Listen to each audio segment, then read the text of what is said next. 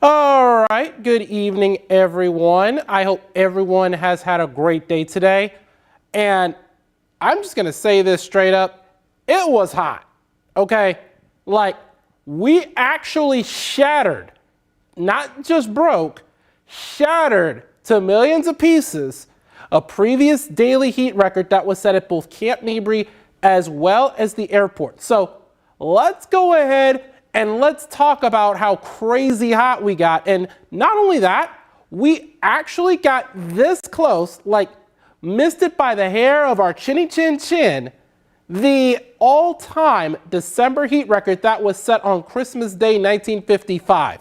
And I'm going to go ahead and show you what I'm talking about. But first, here's this nice, beautiful look over the Zach Theater with the camera, right there over Lady Bird Lake, overlooking downtown. Looks absolutely gorgeous. But then look at this. We had 89 at Camp Mabry, folks.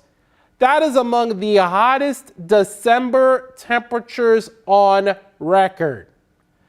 We blew out the daily heat record at Camp Mabry set back in 1951 by 6 degrees. Usually when we break a daily heat record, it's by like 1 or 2 degrees. This is by 6 whole degrees, folks. And oh, by the way, the airport got to 86. That also broke a daily heat record, folks.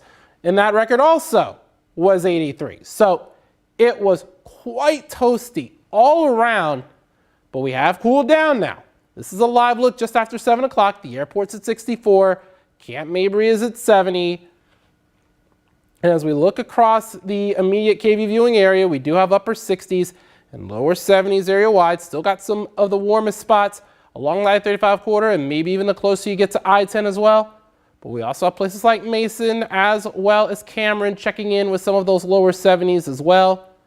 And the winds have started to calm down as well. Now, a key thing I want to mention is that we had a red flag warning for some of these hill country counties. And I'm going to go ahead and draw out these counties for you. These were Mason, it was Llano, it was Gillespie counties. Those areas was where we had that red flag warning. And that's because we had those strong northwesterly winds, and they were some of the hottest spots on the day in addition to Camp Mabry. Now, as we look at the allergy count, we have Cedar at 270 grains per cubic meter. Now, this morning, it was a little over 180 grains per cubic meter, so that's a pretty meteoric rise for Cedar, almost 90 grains per cubic meter from the last check. And a lot of that had to do with that northwesterly flow, and that brought in quite a bit of that mountain cedar as well. So if you're getting the sniffles, if you're sneezing like that, that's probably your culprit right there. But we also have mold in the high, and we did see a little bit of alternaria as well. And you can find the allergy count. If you're watching me on KVU.com, you can find the allergy count right here. Also, the KVU app, if you're watching me there, you can find your allergy count there as well. And as we look at tonight's lows, mainly upper 40s, lower 50s area wide, except for portions of the hill country, like what we just talked about. Those areas are down in the lowest 40s, and we are going to be seeing that northerly flow play a big role in that. But when we zoom it on down, move it in closer to the Austin Metro, mainly upper 40s, lower 50s for most of us. So it is going to be a pretty mild night, pretty similar to where we were earlier this morning. However, I want to mention that for tomorrow, with that northerly flow, some radiational heating is going to be limited, and that's why we're going to be much cooler than where we were today, about 20 or so degrees cooler. And I'm going to talk more about that tomorrow, and tomorrow, which by the way is New Year's Eve, and I'm going to break down that New Year's Eve forecast in just a little bit. But right now, Tuesday, we're looking at mid 60s, some upper 60s that are possible right there along that I-35 corridor in Austin Metro, but the skies are going to be perfectly sunny as well. Now, as we take a look at your New Year's Eve forecast, we do have midnight getting down to around 47. So it is going to be a little chilly. Make sure you have that light jacket as you pop that champagne and share that New Year's kiss right as we ring in 2025. But then as we head through early on your New Year's Day morning, it's going to be even chillier. We're going to get down to those lower 40s. So if you have that early morning jog to start on that New Year's resolution, you may want to have the layers on, especially even in the afternoon, because we're only going to get to the lower 60s. Some areas may not get out of the 50s, especially north of Austin. Now, if you're watching us at the Austin airport and you're on your way to Atlanta to watch those Texas Longhorns take on the Arizona State Sun Devils, whether you're flying Southwest or Delta.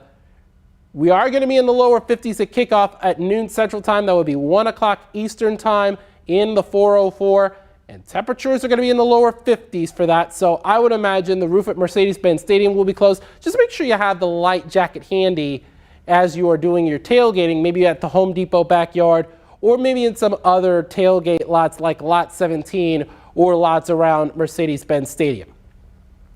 Now, for your Thursday and on into your Saturday, yes, we have a few shower chances for Thursday and Saturday with a coastal low that could be coming in, but the temperatures are going to slowly rise. We're going to be getting to those mid-60s by the time we get to your Saturday afternoon.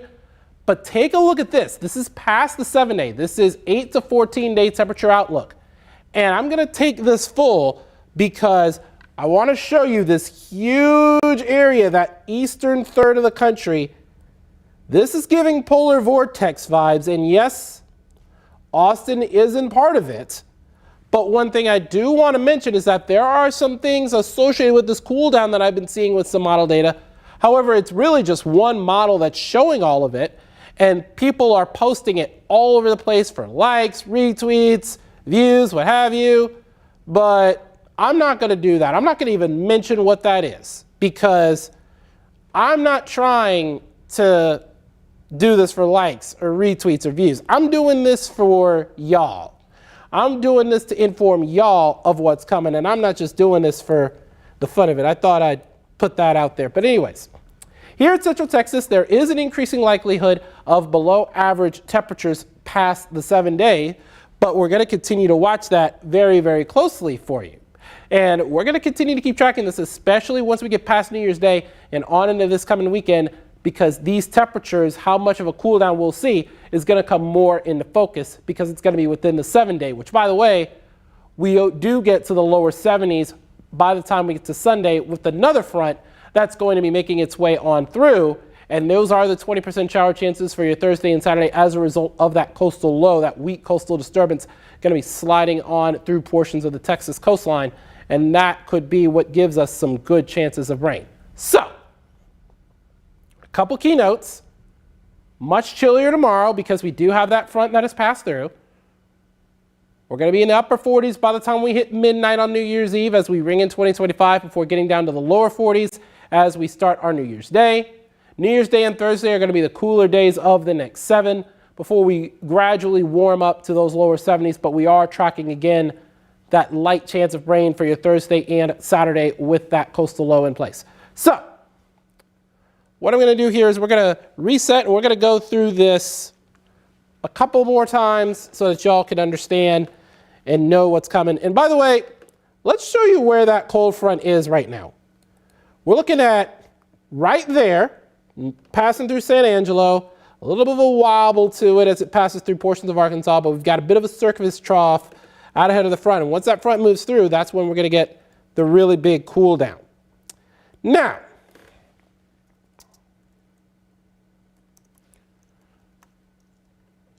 it's going to be quite chilly for New Year's Eve.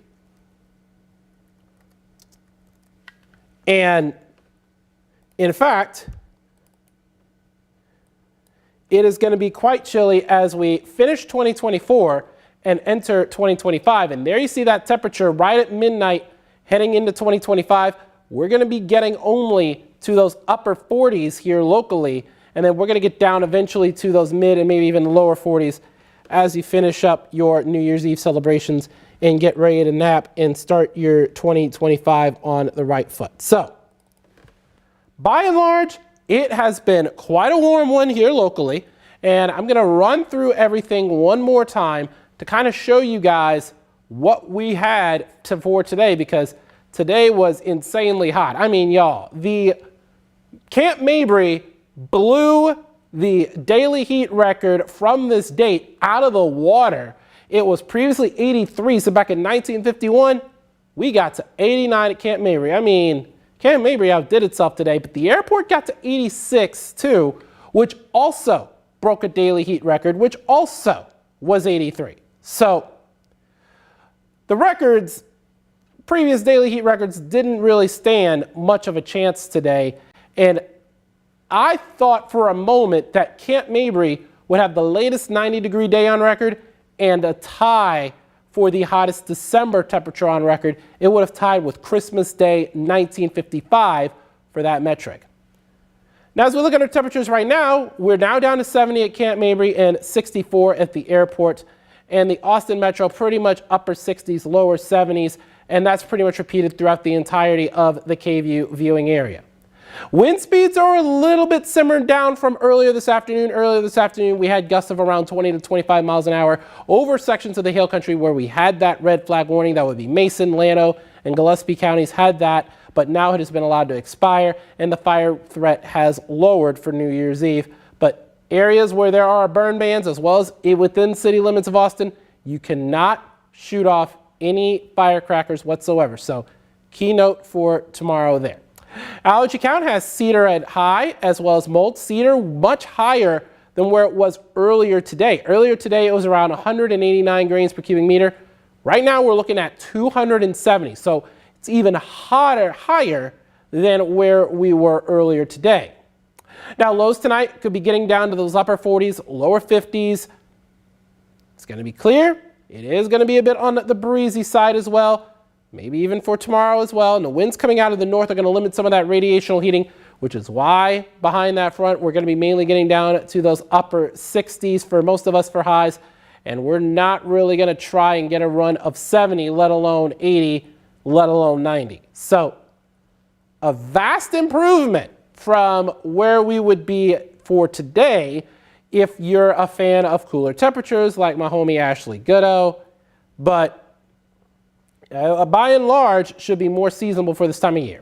Now let's look forward to New Year's Eve night. Now, this is by the time we get to midnight, and this is where we ring in the new year. Getting to those upper 40s by the time we get to midnight. We'll be in the mid 50s by the time we get to 9 o'clock. So we could be layering up by the end of the night, especially as we have lows on New Year's Eve night getting down to around 41 to start your New Year's Day, but then eventually we'll be getting to the lower 60s by the time we get to your Wednesday afternoon. And we'll be in the mid 50s if you're flying to Atlanta for UT's football game against Arizona State in that college football playoff quarterfinal at the Chick-fil-A Peach Bowl. So Mercedes-Benz Stadium roof is likely going to be closed, but we are going to likely need the jackets if you are on your way to Atlanta and you're doing tailgates outside of the stadium, maybe around the Home Depot backyard, maybe even near Centennial Olympic Park or places of that nature. Maybe some of those tailgate lots right there next to the Vine City MARTA station as well. So should be a very nice occasion. Hopefully the Horns could pull it off, but it is going to be a bit on the cool side out there in the ATL. Now, Thursday's highs back here locally, mainly getting to those lower 60s, but then we're going to gradually warm up. But as we do so, we do have a slight shower chance, slight rain shower chance as a result of a coastal low that'll pass just to our south. But get a load of this.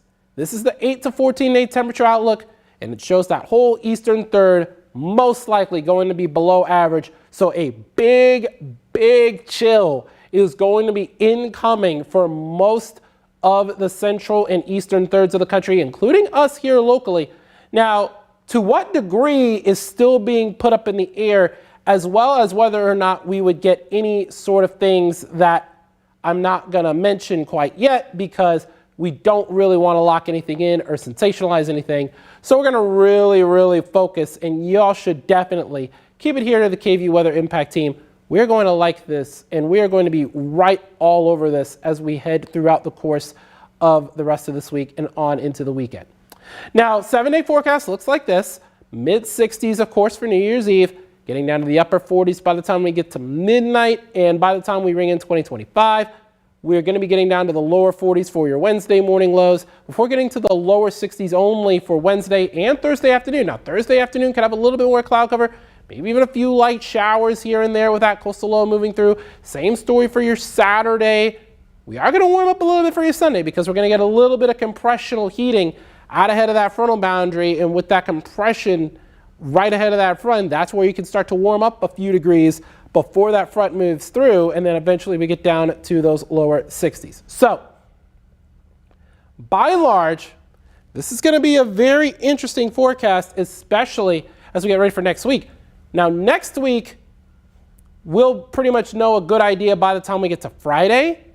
So keep it here with the KVU Weather Impact team all week long. And we are going to have all of the latest on this as we get closer to possibly not just the new year, but to possibly next week and the big chill that could come with it. So don't be liking anybody who's talking about, oh, this is going to happen. Oh my goodness, a major event's going to happen. Yeah, nah, don't follow them. Keep it here to us, the KVU Weather Impact team. We are going to have all of the latest details as the event or a purported event gets closer, because 10 days out, not always accurate, could change on a dime, and I've seen it do that quite a bit this winter. So enjoy the rest of your evening. We will see you on KVU News at 10 with all of the latest.